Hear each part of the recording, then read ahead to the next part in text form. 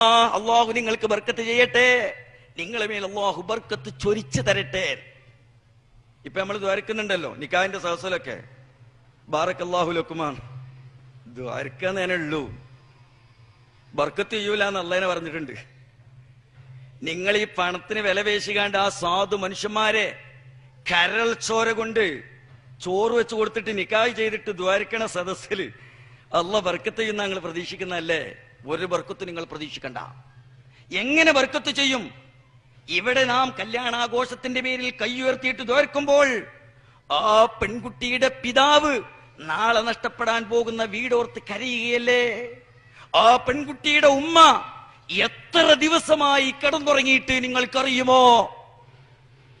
എന്നിട്ട് നിങ്ങൾക്ക് അല്ലാഹു തആല നിങ്ങളെ പിടിച്ചു പറിച്ചു കൊണ്ടുവന്ന 1.25 ലക്ഷം രൂപയിൽ ബർക്കത്ത് ചെയ്യും എന്നാണോ നിങ്ങൾ വിചാരിക്കുന്നത്? സുബ്ഹാനല്ലാഹ്, ഖുർആനിൽ അല്ലാഹു തആല പറഞ്ഞിട്ടുണ്ട്, വല്ലദീന യുദൂനൽ മുഅ്മിനീന വൽ മുഅ്മിനാത്തി ബിഗൈരി മക്തസബൂ ഫഖദ് ഇഹ്തമലൂ ബുക്താനം വഇസ്മം മുബീനാ. വല്ലദീന യുദൂനൽ മുഅ്മിനീന വൽ മുഅ്മിനാത്തി, സത്യവിശ്വാസികളായ സ്ത്രീകളെയും പുരുഷന്മാരെയും ഇടങ്ങേറാക്കുന്ന ആളുകൾ, ഈദാഹ് ചെയ്യുന്നവർ, ബിഗൈരി മക്തസബൂ, അവർ ചെയ്ത ഒരു കുറ്റത്തിന്റെ പേരിലും അല്ല, അവരൊന്നും ചെയ്തിട്ടില്ല. പാവങ്ങൾക്ക് പെൺകുട്ടികൾ ഉണ്ടായത് അവരുടെ കുറ്റമാണോ? എന്ത് തെറ്റാണ് അവർ നിങ്ങളോട് ചെയ്തത്? ഒന്നും ചെയ്യാത്ത നിഷ്കളങ്കരായ ആളുകളെ ഇടങ്ങേറാക്കുന്ന ആളുകൾ, ഫഖദ് ഇഹ്തബലൂ ബുക്താനം വഇസ്മം മുബീനാ, അവര് വല്ലാത്ത തിന്മയാണ് ചെയ്യുന്നത്, കടുത്ത കുറ്റമാണ് അവർ സമ്പാദിക്കുന്നത് എന്നവർ മനസ്സിലാക്കിക്കൊള്ളട്ടെ എന്ന് അല്ലാഹു തആല പറഞ്ഞിട്ടുണ്ട്. നിങ്ങൾക്കത് തിന്നാനുള്ള അർഹതയില്ല. ലാ തഅകുലു അംവാലകും ബൈനകും ബിൽ ബാത്തിൽ, ഈ ബാത്തിലായ സമ്പത്ത് നിങ്ങൾ തിന്നരുത്.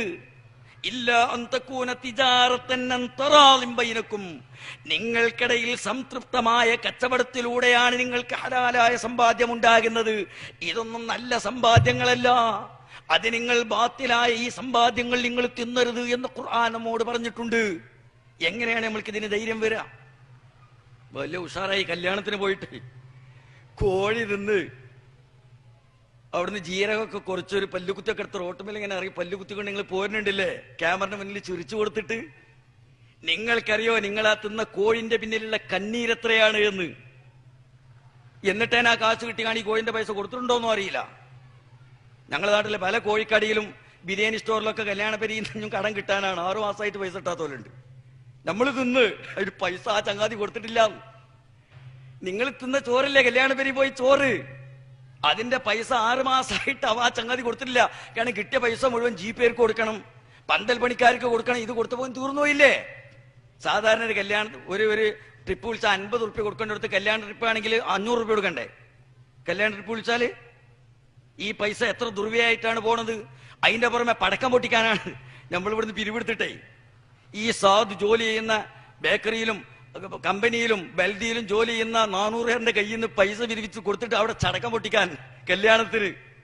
അതിന്റെ പുറമെ ഇപ്പൊ നാളെ ഞങ്ങളുടെ നാട്ടിൽ 1,00,000 വീട്ടിൽ